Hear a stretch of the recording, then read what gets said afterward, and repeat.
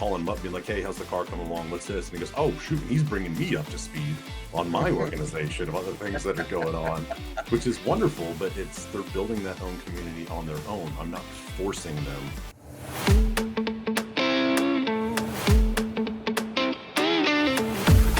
Hello, everyone, and welcome to another edition of Behind the Small Business Podcast. My name, once again, is Kevin Dandino, if you forgot it, but I'm here every time, and I'm more than happy to be here every time with you guys, talking to business owners, helping them share their stories, giving us their experiences, and providing some inspiration to everybody out there as well. If you're a small business owner, you're not alone through all the ups and downs and triumphs and losses and everything that comes with it, guys. This is something that everybody experiences in this kind of lifestyle. And it's just great to have people come up here and be willing to share their story. So really quickly, before we bring up Nick here to talk about everything he has going on, remember, this is brought to you by Centennial State Insurance Agency. If you are looking for any kind of insurance quote whatsoever, please reach out to us and we'd be more than happy to look at what you got going on and get you a quote. And just be honest with you up front. It's no situation where we're trying to just lowball you just to get you in the door or anything like that. We want to make sure that you are set up for success and that you're protected accurately. So reach out to us today and we'll be more than happy to see if there's anything we can do for you. With that being said, we got Nick Merrick, Executive Director of Green Beret Racing. Nick, how you doing today? And thank you so much for coming up with me onto the stage here and doing this podcast. Hey, thanks for having me, Kevin. We've been working on this for a couple weeks now. It's great to be here. I'm doing well. Perfect, man. Well, look, man, let's just dive right on into it. You got a couple different things going on, so I want to make sure we hit both of them. But let's start with Green Beret Racing, man. Tell us about your background. You got some military stuff, so we can definitely connect there and kind of see what that conversation takes us. But Green Beret Racing is probably the best place to start, and I want to hear all about it and kind of how you got to where you are, man. So take it away. Well, that's a long story I don't know if we have that kind of time, but Notes. 22-year retired Green Beret out of 10 Special Forces Group there in Colorado Springs. Retired this past July, and I hit the ground running harder for what we do at Green Beret Racing. I like to think of us as a preventative mental health nonprofit. So I tell my guys often, it's like, we're a nonprofit, not a charity, because we require the people to come in to do work. I feel like purpose beyond profession is what everybody seeks. And when we look at all of the negative things people fall into when they lose something that is meaningful to them, whether it's a loved one, a job, or a career, and I do find those to be different things, that they replace that gap. And if it's not with a healthy thing, they tend to find really negative things: alcohol, drugs, pornography, video games, and these things can be healthy, but when you have that gap, they tend to take on a much bigger role in your life, and you can't really see the light at the end of the tunnel. And those things all lead to despair, lack of community, depression, and in many cases, suicide. So what we look to do is say, hey, let's find you something that you want to do. We don't care what, just what is it, so that you wake up tomorrow. If you don't have a reason to get up, man, life gets pretty dark, and I can attest to it. I know so many of the listeners can. So I learned that a lot of the space out there for adrenaline therapy or getting into adventures and activities it's single faceted. Hey, let me put you in a deer stand once, or hey, why don't you come out and we'll take you on a boat, or we'll take you fly fishing or whatnot. And it's great that those things are offered, but when they offer just one thing, the individual that isn't for it, doesn't really care about that, probably isn't going to lean into it. And I bring up, I'm 6'4", I'm 240 pounds. If you told me and you said, Nick, hey, to get rid of the demons that you have and to figure out things in your life, you need to go do ultra marathons, I would say, well, I guess I'm going to live with these demons, because that's just not something my body wants to do. Exactly. And when they're when they're single faceted, that tends to be the way they go. Well, you have to do this. This is it. And we wanted to come at it from a different standpoint of saying, like, what is it that you're interested in? So since then, we've sent people up Everest, and we've sent a team up Denali. We've sent people to skydiving and 3 guns and dirt bikes and desert racing and everything. Because at the end of the day, what works for you doesn't necessarily work for me. In terms of the outlet, but the reasoning is all the same. You need to find something to pour yourself into. And one of the things that we found when I was sponsoring our Denali team to go. I had four individuals that really didn't know each other. I was in their group chat, and I said, "Hey, let's go." And it started off with your typical cat memes, YouTube videos and reels and stuff that they were sharing. And then one day it shifted. They're about 7 months out, and an article got posted on there that talked about the need for hydration at high altitude. And there was a shift, a paradigm shift inside the chat, and they started talking about what clothing needed to be worn up there and what physical workouts they were doing and different techniques. And all of a sudden the memes Hmm. kind of went away and it turned into, hey, I'm doing a thing. Wow. And it really, really continued. And my theory on this is that if I, to use another analogy, if I put you in a deer stand and you shoot the biggest buck you've ever shot, ever, the biggest one that's ever existed in history, but you didn't do anything for it. You just sat there. You could be, pissed drunk, and you just happen to line the shots up. Then that happens to be yesterday, and then it was last week, and then it was last month and last year, and nothing has actually changed in your life. You just have a cooler story to tell at the bar. But if we're teaching you how to track, how to set up the deer stands, how to skin, how to shoot and zero, what you take in, what you consume isn't just, we're not just talking about food, we're talking about the media that you bring in, for Mhm. our people that are a little bit more of the granola side, the energy that you're putting in and taking out of the universe, it changes what you're looking at. And all of a sudden your algorithms change because now you're looking at things that interest you, and that's what we're after. We're after when things went really sideways before, you get into that. You have a thing that says, you know what? This sucks. It really does. I lost my job. My wife hates me. I don't have a great relationship with my kids, but I have a community of a couple people that want me to show up next week. Let me just hold out until then because things can happen in a very short period of time. Yeah.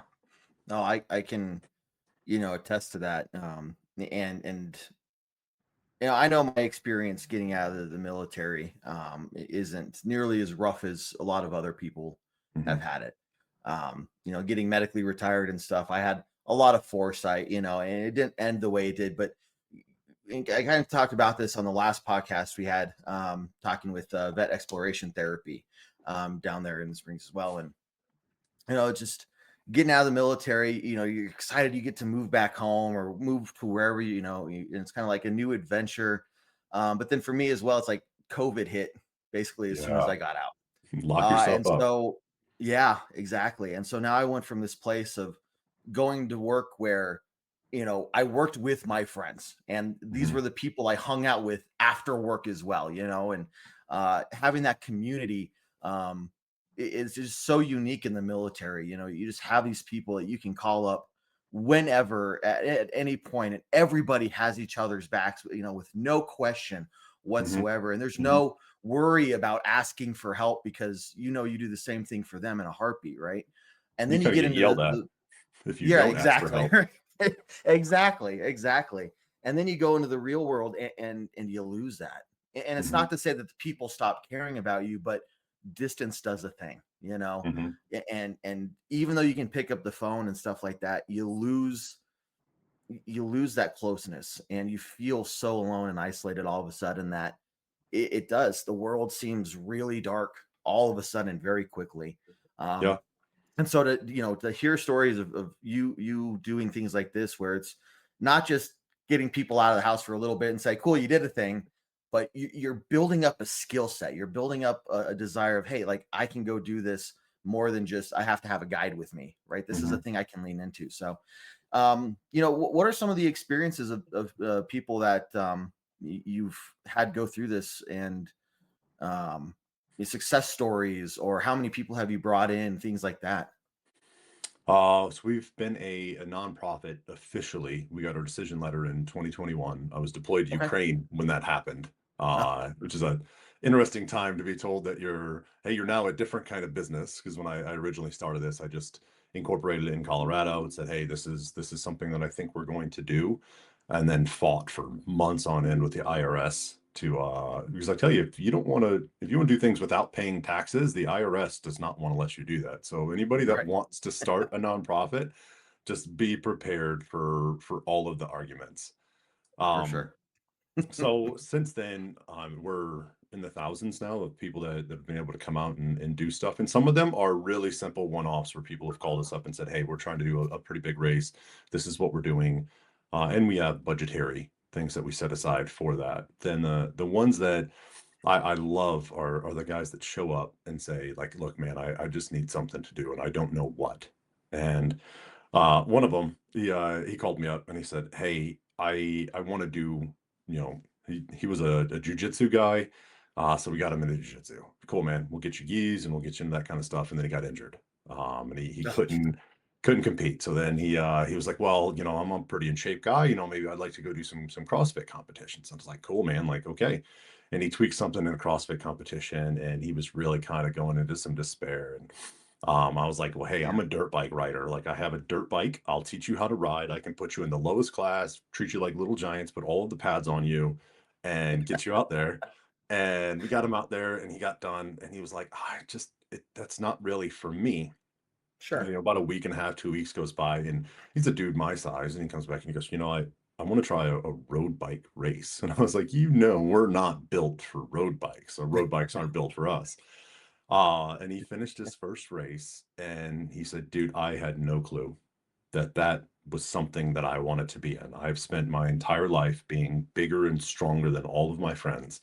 And that's what I prided myself on. And now I'm getting Yeah, into a sport where I am a Clydesdale riding on things that aren't built for me and doing it for hours. And he goes, and I absolutely love it. So and as I said in the intro, we didn't direct where he went. He went through four yeah, sports before he found one. And now this dude road bikes. He takes his road bike with him where he's going and having a great time doing it. And that's a fun, jovial kind of one, but I've been on the phone with guys that are broken down crying about things that are going wrong in their life. We've paid for them to come out to events and just sit there. And the next thing you know, they're taking an active leadership role trying to boss people around in the pits and get things done where they see a gap, or literally just showing up and saying, look, I'll go get food. I need the community. I don't care what it is that you need me to do. I need this, because you're not yeah, wrong. In the military, you have individuals that are just there. They're doing it, and it's because you have a shared purpose. And when you punch a yeah, clock for a 9 to 5 and you sit in a cubicle and you spend all day worrying about spreadsheets and whether or not the TPS memos came through, you don't have a shared purpose. You have a goal. Hey, make the company money. This is what we sure. do. But in the military, it doesn't matter if you're a pack clerk with 4 years in or a four-star that's been in for 40 years. Your goal is for the US militaries to succeed. That's it. Mm, At different levels for different reasons, for in different ways, but your purpose is the unit. And when you lose that, I don't want to say it, it's a combined purpose. yeah, It's really easy when your teammate, when you walk outside and you see that their car's not starting and you go, hey, what's up? Yeah, I have some things to do. It doesn't matter. Where do you need to go? Right? I'll drop mhm, you off or I'll help you out. Or when somebody, gets hurt, the teams come together. Hey, what was your family need? Do you guys need food? Does somebody need to pick the kids up from daycare? We have a very small community in special forces. So it's extremely common to have kids running around the team room. There's always dogs in there. The wives are stopping by and saying hi and whatnot. We know each other. And then, as you said, we get off work and we all go hang out together and we do stuff together. So when we lose that and you're now sitting in that cubicle and you're getting off work and you're like, hey, do you guys want to go grab a beer and watch the game? And they have their own small, tight knit stuff, especially if you're not from that area. So you yeah. don't, these people have grown up with each other. They have their high school friends, their college friends, people in the same area. It's it's tough to break into. Yeah, it's shocking almost. I think for me, I knew it'd be tough beforehand. It's like, oh, I'm gonna be away from everyone, but it's like, oh, I'll be going home. I'll be near family and stuff. Like, should be okay. But it hits you. It hits you Mhm. different. And for me, I think part of it was COVID. Nothing was available, right? And so you just kind of sit there and you're like, oh, I'm alone. You know, um, and that's a feeling you don't you don't want to experience. Yeah. Um, so I guess my question for you, because this is awesome to hear, it's you're allowing people to not just find a sport or find an activity you want, but you're showing throughout this process that you're there for them, that you're going to support them, you're going to help them get to wherever they need to be, And that alone is 90% of the battle. To feel like Mhm. there's somebody near me, there's somebody around me that understands me, that is still willing to go to bat for me, because all of a sudden Yep. you get out in the civilian world. And it's not to say that people are bad, but you're right. People have their own families by this point, their own Mhm. friends. And, that's the thing. It's like once work is over, everybody disperses and goes to their real lives. And then Yep. you're just kind of sit there left like, well, I'm used to like us still hanging out. And no, okay, we're not going to do that here. Yeah. So just to have that feeling of somebody is still out there and wants me to be around, and somebody wants to help me out, Mhm. that in itself is just such a huge feeling, something to grasp onto, that these people, veterans and stuff, they don't have for a while, and Yeah. that's where you're saying all this despair and everything, it comes up quickly and it can get real dark real fast. Well, you hit on something I think that's really I think paramount in the military is that it's pretty easy for us in the military to look at our friends that we're working with day in and day out and that we hang out with and go, hey, man, I have something I have to do this weekend. Can you help me because of X, Y, and Z? And just be like, yeah, sure, totally. It's not a thing, but there's something in I don't know if it's the civilian culture. I don't know what it is, but prevents people from asking. And even within my organization, it's really funny to see this. We're running a new series. I primarily focused on Green Berets because I am Green Beret, and Mhm. I didn't know how to run a nonprofit. So instead of trying to figure out what a submariner deals with, I said, well, I'm going to deal with my population and then figure out how to run a nonprofit. And plenty of learning curves and things that I was like, that I would have done completely different. Mhm. But seeing these individuals come together under one banner and then kind of slowly like building that network in, we're now expanding out to the Marine Corps, the Air Force, and I mean, I guess we've done Coast Guard, the Navy, but Yeah. we're running something that we're calling Battle of the Branches. So this is Oh, four nice. um, Crown Victorias, police interceptors. Everybody has a memory with one. You've either been in the back of one, pulled over by one, or it showed up from the day. It hasn't been good. I still check my speed whenever I see one, and they haven't been in service for like 10 years. Driving Just down the in street, case. you see one. Yep. Oh, that's not it. I mean, I was a punk teenager when these things were in full force, but For sure. um, so we're taking them and we are lifting them. We are putting them cages on them. They're going to look like Mad Max machines, and we're going to wrap them in liveries for each of the big four military branches: so Army, Navy, Marine Corps, and Air Force. And we're going to race them season long against each other out in the desert and down in Texas at the Black Rifle Ranch with some rally events. We're going to bring them to Pikes Peak Hill Climb or Fan Fest. We're going to do Slush Fest. We're going to try to go to the Army Air Force game, Army Navy Air Force games, and really kind of show this camaraderie that we have within the branches, that where we talk trash to each other, but also like the Marines. We love to talk trash about the Marines until somebody else does, and you go, hey, Yep. that's my That's our special brother. needs little That's brother our right there. sister. You don't. Yeah. I get to make fun of him. You don't. Right. Um, Yep. but I hope a couple of my Marines are listening. I love these dudes. They came out. One of them has a tattoo for GBR on him, and he called me up one day and he goes, Nick, I'm at a tattoo convention and I want to get a GBR tattoo. Can I do that? And I was like, yeah, why wouldn't I? He goes, because I'm not, I wasn't in the army. I'm not a Green Beret. And I was like, I could care Fair. less. So it's a lot of fun seeing that. Well, the Marine car is currently sitting with one of my former snipers that's in Colorado Springs, and a bunch of our guys moved away. The PCS, they get different duty stations, and he was like, "Man, I need some help. I'm working over here. I'm doing this. I'm doing this. Can anybody help me move it?" And like 8 dudes popped into the chat, like, "Absolutely, dude. I got a trailer. Where do you need me? What's this?" And this wasn't. There was no, well, if it's on a Tuesday, of an even week, but an odd Right. hour, I can help. It was just boom, yeah, what do you need? And the next thing Yep. you know, I had a guy drive from Denver to Pueblo with a trailer to put the car on it, to then drive it back up to the Springs to drop it. He headed home. I had another guy, and that guy was a civilian. Mm. Another guy was like, "Hey, I have a shop. Bring it over. We can put the car in there, and we'll do some 3D scanning to get the cages done." Another dude just came out from Monument and was like, "Hey, I'll help you tear the thing apart. Like, what else do you need?" None of these dudes were Marines except the guy that had the car. One of them was a Navy guy, so it's fun to see this community get built in a way, but it took him kind of like slow rolling, like, hey, does anybody have any help? The next thing you know, I'm now calling him up, being like, hey, how's the car coming along? What's this? And he goes, oh, shoot. And he's bringing me up to speed on my organization about the things that are going on, which is wonderful. But they're building that own community on their own. I'm not forcing them to, well, I'm Yeah. providing the catalyst for it. And then they're seeing it and they're going, man, I can trust this person. I can do that. I Yeah. can do this guy. And then it's really fun to talk why the thing that we're doing in November, we have a mixer that we're holding because our community has spread like that. We'll go to dirt Yeah. bike races and we help people pit while we're in the middle of races. People come up and go, hey man, I don't know what's wrong with my bike. Can you help us out? And our dudes that are sitting there helping in the pits will tear the bike down, put it back together, get the guys out there. We've helped refuel and change tires. We've done all sorts of stuff at places to where we show up and people are going, man, you guys are kind of cool. Like this is great.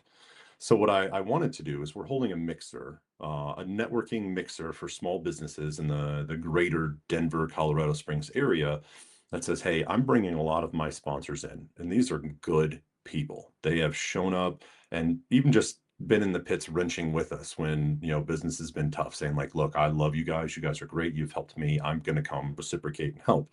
To ones that have sponsored our seasons and really kicked in a good amount of money to help us. And I thought, why are we just holding this to ourselves? We span across a dozen different industries with people that range through the wealth gap. From people that are very well off to people that are literally just starting their own business, just LLC'd it, and haven't even gotten a website going, but have shown up to help us. Why am I not connecting them together to do more and then open this up to the community to say, hey, like these people seem to like us. We're okay. We think Yeah. that they're okay. Why don't you come out for a realistically no frills, no sitting up there for 3 hours listening to a keynote talk about when he grew up and went through grad school, he learned that this thing when it has nothing to do with your industry, and just put this cleanly on, hey, come here with the intent that you want to build your business, you want to grow your network, and you want to change what you're doing in the future because what you're doing right now is missing that little bit of a spark. And whether it's, you're a guy that runs a turf company and you meet a superintendent for a school district, a thing that we actually did at our last one, and you now Hmm. have a contract to put turf inside all of their districting, or you run a salvage company and you run into a company that needs a bunch of stuff that hauled off. Another thing that has happened at one of our events, and you now line up a deal. You're coming with an open mind and full intention. I am here to network, so you don't feel weird like you're knocking on the door asking to hey, would you like to tell me about your home security system kind of stuff, but instead coming there going, hey, look, this is the company I run. This is what we do. I'm in the market for this. This is what I can help with. And having just a really clean, open dialogue type of networking event from people that we trust. Yeah. So, some more details. You said it's the mixture. When is that? It is November 20th from That's right. 5 Okay. to 9 p.m. at Eagle Rock Distribution Company in Monument. If people want to sign up, they can go to greenberetracing.org. Right on our landing page, you'll see the annual mixer tab. They can sign up for it right there. We have Sazerac is our primary sponsor for it. So they're showing up and providing a lot of really cool things for us out there. We're trying out a few different drink ideas that are special operations oriented on site. And it's really just a chill environment that's not, full of people in suits that are trying to say my business is better than yours. I've been to so many conventions that I walk in as a nonprofit owner and I own my own business as well. Walking in, having two different angles, and it feels to me like people are just trying to wade in and go, oh, that's the industry you work in, or oh, that's what Mm, you're looking for. Man, we're all trying to make things work in an economy that's up and it's down. So why are we not just coming forward and saying like, look, we need help. I would like to do this. This is a place that I don't have, if I'm a general contractor and I don't have HVAC technicians, come on out. There might be yeah. HVAC technicians there that you can subcontract to. Or if you're an HVAC technician and you're looking to find, a general contractor that you can get more work from, then come out. I have general contractors coming. I have people that work in so many of these different facets. I have electricians and plumbers coming. Like this is just truly people that run small to medium sized companies that are trying to make ends meet, make their market share grow, if you will, and really do something better in the community. Yeah. No, this sounds like a fantastic opportunity for people, and I think I kind of want to be clear here and let you talk to this a little bit. So obviously we're talking a lot about veterans, right? But for somebody who's listening out there who's like, man, I've never served. I'm just, I'm a civilian. I don't, is this something that I can get involved in? What would you say to those kinds of people? Absolutely. At the end of the day, this idea, and I'm gonna bring this in, horseshoe this, but the battle of the branches idea later gets further expanded into what I call the front line. So I want fire, EMS, police. I want civil servants. I want people that do stuff because this isn't just a one-sided thing where everything is Yeah, wonderful. In the U.S. and then the military is over just doing whatever the military has to do at the time. It takes a community to make the community work.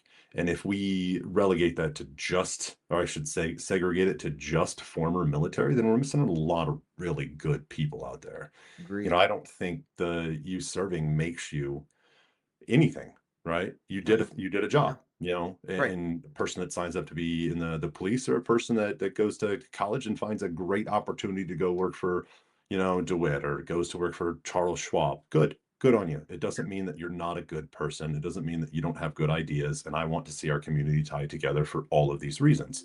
So realistically, I would like to see more uh civilians, people that have never served that just support because that says something about you. Yeah.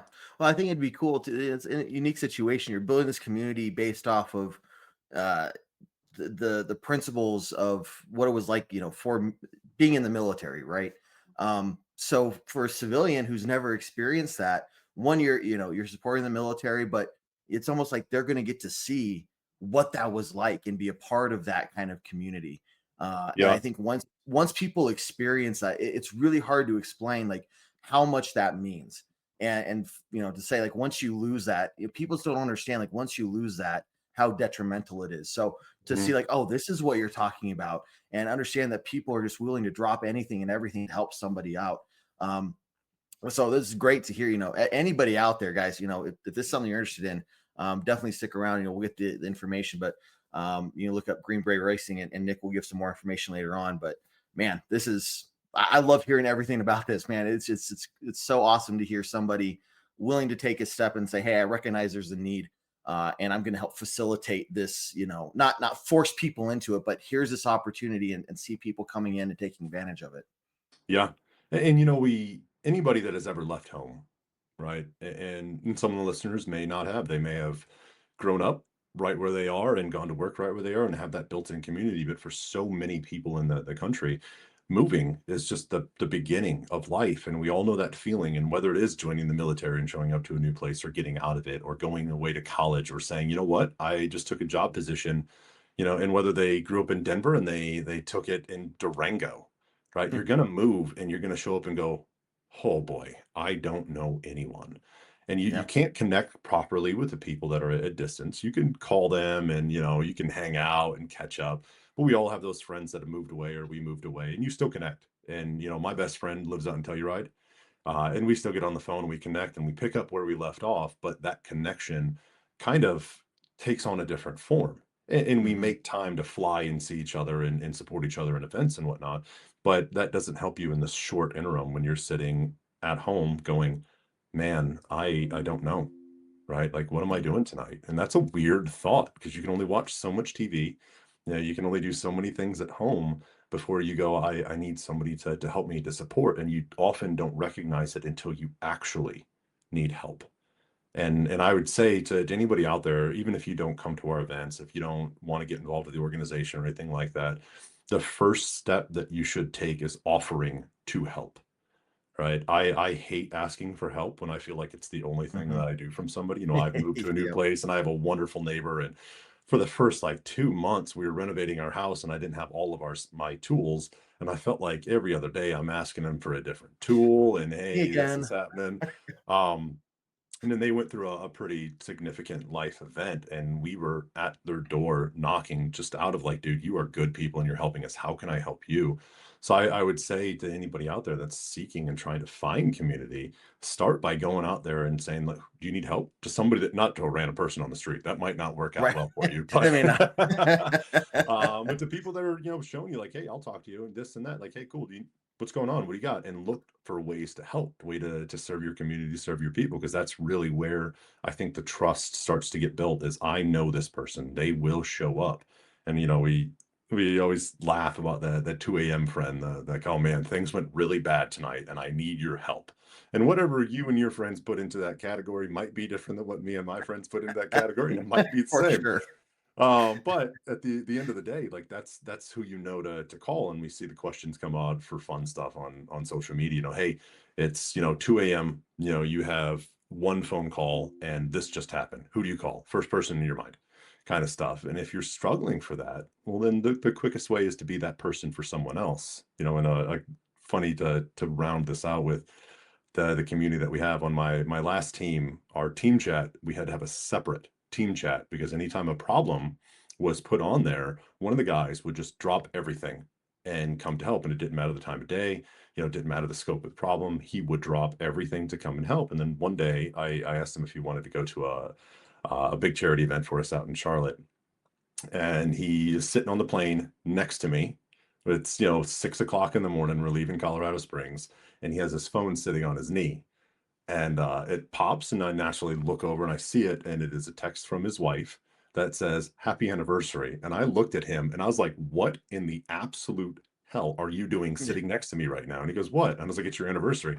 He looks at his phone, he goes, "Oh, it is." I was Oh, like, jeez. Oh, no. Oh, now I'm no. gonna get blamed for this. Yeah, right. Now you're in trouble. You're like, "Oh, jeez." But we grew up in the military around those individuals you and I Yeah, both did that are absolutely, yeah, what do you need? I'll put myself on hold for it. So I think to people that are seeking that kind of community, showing up and going like, what do you need?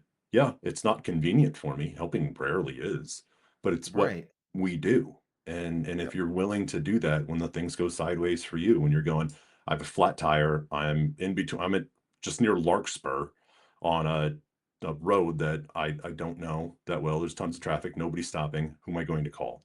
And knowing that somebody be like, yeah, man, cool. Yeah, give me 35 minutes and I'll buzz down there. I'll give you help," kind of stuff. Hmm. If you don't have that, man, it's tough. It really It is is. because those are much worse problems than that out there. I completely understand. Been there, and it's so refreshing to hear, and especially after having the veteran exploration therapy guys on the last podcast.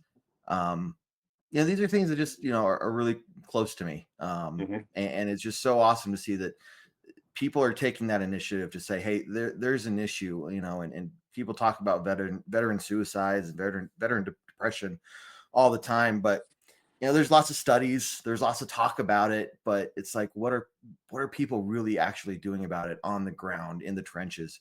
And you're a perfect example of it, and then talking about extending it out to frontline, workers of paramedics and police and firemen. I mean, this is just something that anybody can latch onto, Yeah.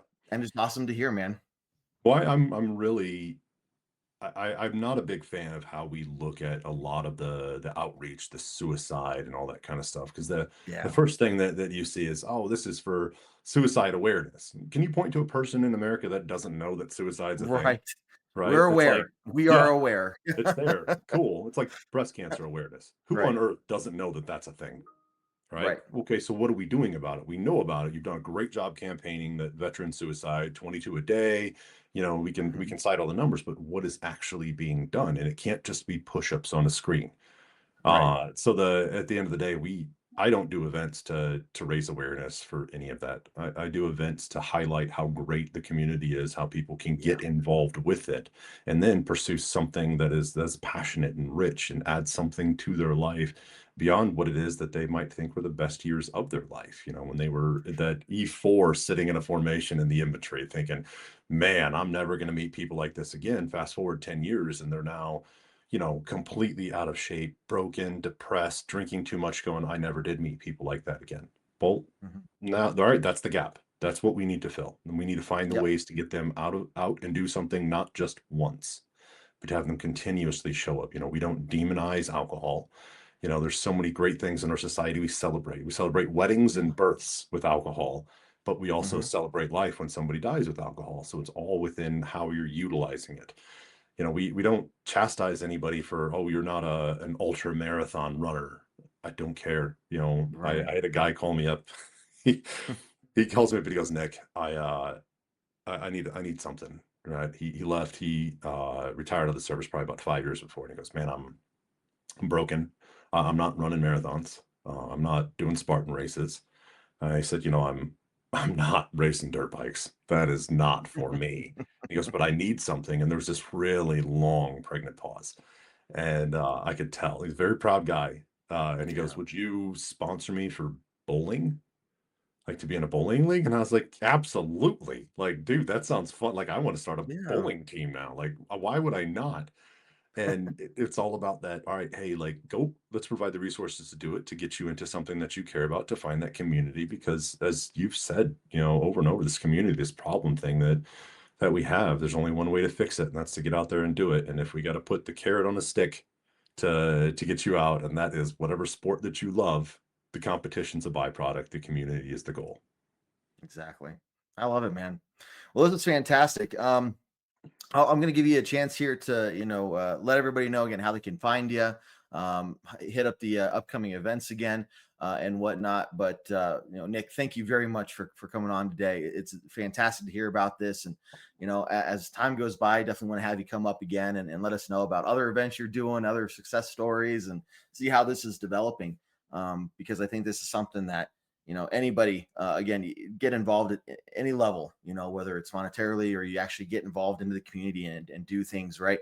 It sounds like you have something really special set up here. And coming from myself as a veteran, it's something that I deeply appreciate you doing, and everybody working with you and whatnot. So thank you very much. It's very meaningful and it has a huge impact on our lives. So Nick, I'll hand it over to you. Take it away, man. Let us know how we can all find you and contact you and see all the things you're doing. I appreciate the for having me on today. Greenberetracing.org is the simplest way to find us. You can get access to the mixer or support our Battle of the Branches initiative, or just find out how the rest of our programs do. You can email me directly on there.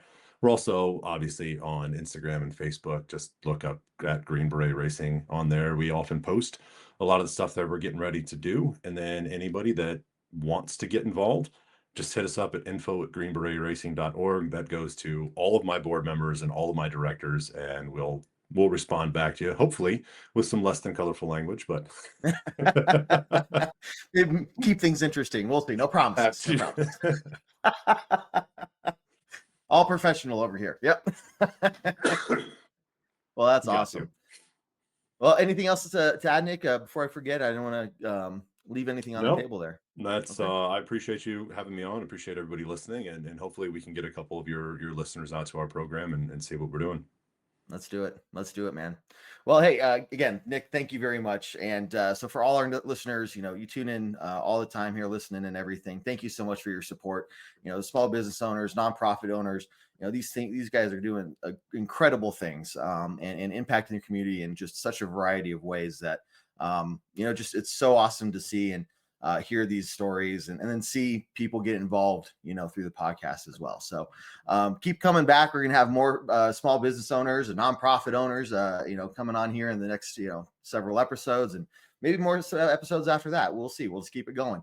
And yeah, just keep on coming back, guys. But thank you so much for your support. Nick, thank you for coming on. Again, this is brought to you by Centennial State Insurance Agency. So if you're looking for any kind of personal or commercial insurance, and get a quote from us, go ahead and reach out to us, 303-838-0554, 303-838-0554. Be more than happy to get you set up with a quote. But with that being said, we're going to wrap it up here and head on over to our next business owner for the next podcast. But we will see you next time on another episode of Behind the Small Business. Take care, everyone.